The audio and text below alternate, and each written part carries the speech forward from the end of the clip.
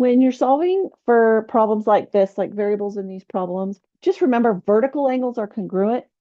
Um, and then angles that are side by side on the same line will add to 180. So we could actually do 180 minus 111 to find Z.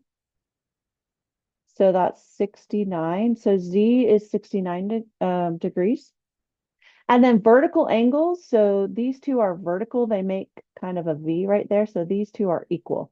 So we set them equal to each other and solve for X. So minus 86 is, let's see, 11, 0, 10, so 2, what do you, 5 equals 5X. So X is 5. So our X is 5.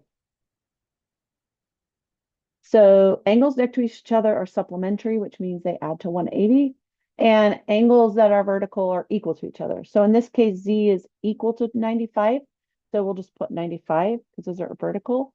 And then we know that if we add Z, no, we already know Z is 95. So 95 plus 9X plus 31 has to equal 180. So 95 and 31, 126. So we subtract 126 from both sides. 54 divided by 9 is 6.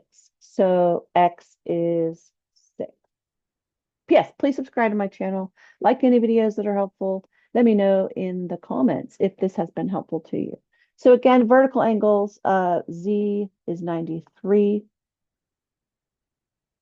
And then we know that if we add Z, which is 93, and 8X and 23 together, we'll get 180 because those two are supplemental angles, which means they add to 180.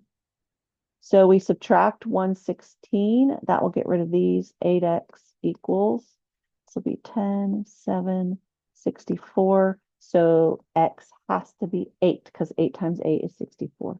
That's the end of the lesson.